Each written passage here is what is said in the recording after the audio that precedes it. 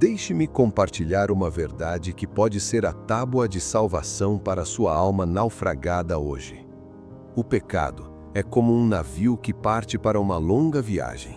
Ele pode demorar no mar, mas certamente voltará ao porto com uma carga terrível de tristeza. Salomão disse: "Quem cava uma cova, cairá nela."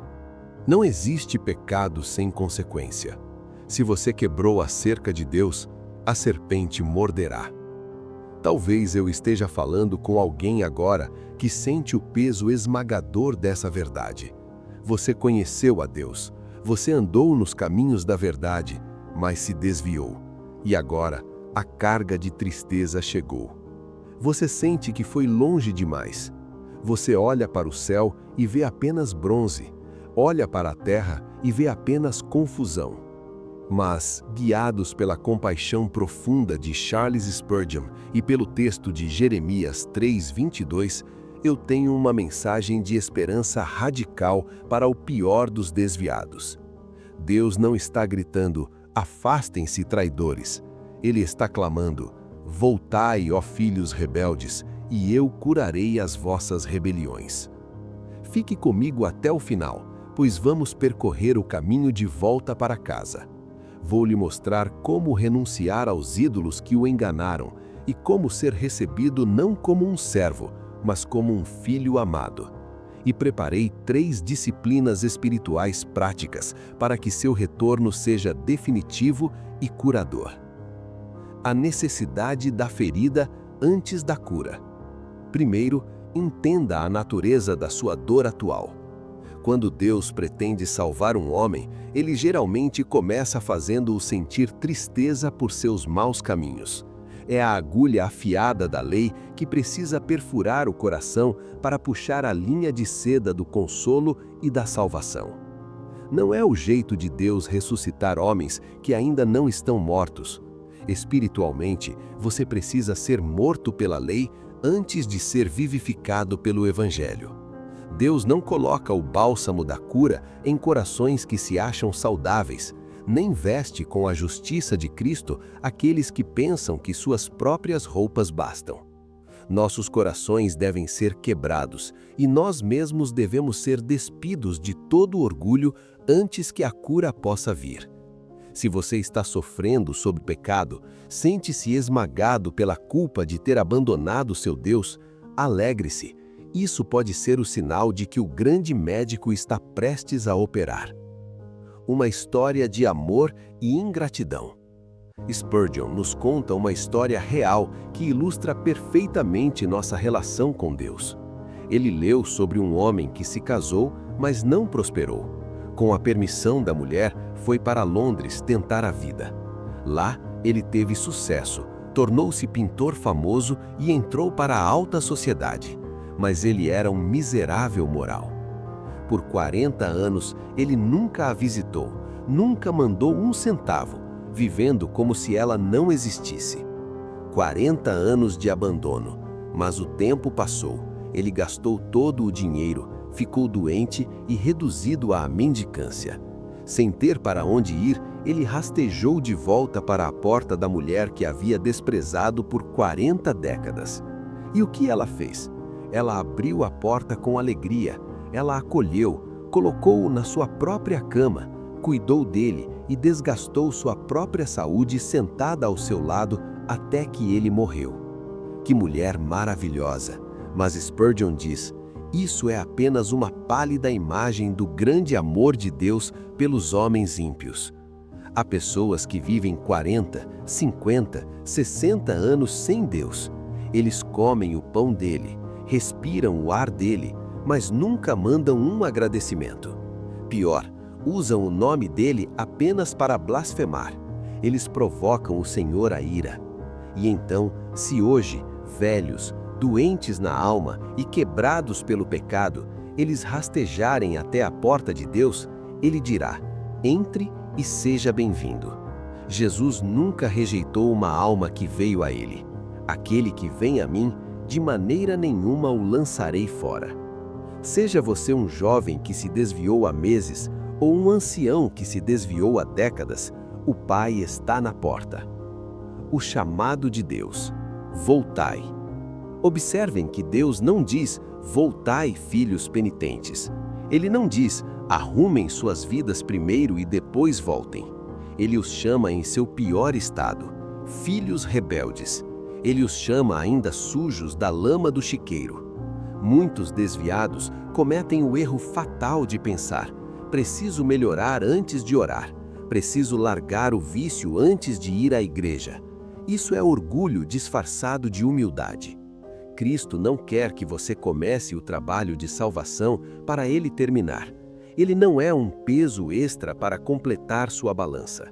Venha vazio, venha rasgado, venha imundo, venha sem nenhuma virtude, sem nenhuma esperança em si mesmo.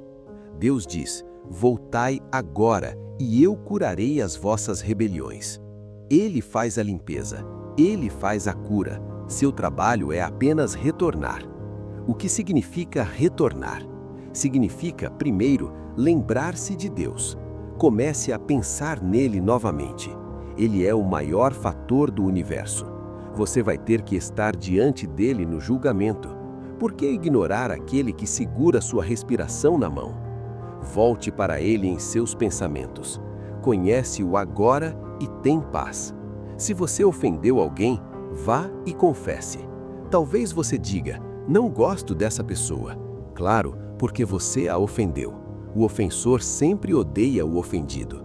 Mas confesse e a inimizade morrerá. Significa também voltar de fato. Imagine a mulher adúltera da profecia de Jeremias. Ela gastou tudo, está em trapos, seus amantes a abandonaram. Ela está na sarjeta. E o marido envia uma carta: volte, eu sei de tudo, eu perdoo tudo, volte para mim. Você consegue vê-la, cheia de vergonha, corando, sem acreditar que tal amor existe? Ela pensa: nenhum homem faria isso. Mas Deus não é homem, porque os meus pensamentos não são os vossos pensamentos. Ele diz: eu apaguei as tuas transgressões como a névoa. Volte para mim, pois eu te redimi. Que amor é esse? Não insulte esse amor com sua descrença. Creia que ele é bom o suficiente para perdoar até você. O método de obedecer ao chamado. Mas como obedecer a esse chamado? No Senhor nosso Deus está a salvação de Israel. Para voltar a Deus, você deve fazer uma renúncia solene. Eles tinham que dizer: esses ídolos são mentira, eles não podem nos salvar. Você também deve renunciar a seus falsos deuses. Renuncie à sua própria justiça. Você acha que é uma boa pessoa, que apesar de desviado tem um bom coração? Jogue essa mentira fora. Sua justiça própria é um trapo de imundície. Se você confiar nela, ela o condenará tanto quanto seus pecados. Você deve admitir: não tenho nada de bom em mim. Renuncie à sua própria força. Conheço muitos jovens que dizem: eu sei que estou errado, mas vou consertar. Vou parar de beber. Vou largar aquelas amizades. Eu tenho força de vontade. Com todo o respeito e carinho, você é um tolo. Você não tem força. Se você tivesse força, não teria caído. Quando éramos ainda fracos, Cristo morreu pelos ímpios. Confiar na sua força para sair do pecado é como tentar se levantar puxando os cadarços dos próprios sapatos. Você vai falhar. Admita sua impotência. Diga: Senhor, eu não consigo parar. Eu não consigo mudar. Tu tens que fazer isso por mim. Renuncie ao seu próprio entendimento. Alguns são orgulhosos demais intelectualmente. Eles julgam a Bíblia, julgam Deus. Ah, eu sou um livre pensador. Amigo, seu livre pensamento o levou para onde você está hoje, na miséria espiritual. Se não vos converterdes e não vos tornardes como crianças, de modo algum entrareis no reino dos céus. Você está disposto a colocar sua mente aos pés de Jesus e dizer: Senhor, ensina-me.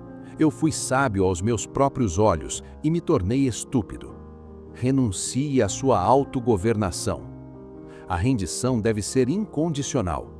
Quando uma cidade se rendia aos romanos, eles entregavam tudo: corpos, bens, casas, para serem dispostos conforme a vontade de Roma. Deus exige essa rendição. Não sou mais meu, sou teu. Faz de mim o que quiseres. Você não pode negociar termos de paz com Deus. É rendição total ou guerra total. A aceitação verdadeira. O texto termina com: eis-nos aqui, vimos a ti, porque tu és o nosso Senhor Deus. Você deve tomar Deus para ser seu Deus. Não o Deus do pastor, não o Deus da sua mãe, mas o seu Deus. Você deve aceitar a Trindade em sua vida. Você aceitará o Pai como seu Pai, pedindo perdão e buscando sua face? Você aceitará o Filho como seu Salvador, lavando-se em seu sangue, aprendendo dele como profeta, confiando nele como sacerdote e obedecendo a ele como rei? Você aceita o Espírito Santo para habitar em você, para regenerar, ensinar e santificá-lo? Você quer esse Deus? Você está disposto a dizer como Ruth: o teu Deus será o meu Deus? Se sim, venha e seja bem-vindo. Cristo está de braços abertos. Ele nunca disse não a um pecador quebrantado e nunca dirá. Plano de ação espiritual. 3 disciplinas práticas. Se o Espírito Santo tocou seu coração, não deixe este momento passar. Aqui estão 3 passos práticos para selar seu retorno hoje. Primeira disciplina: a oração de rendição incondicional.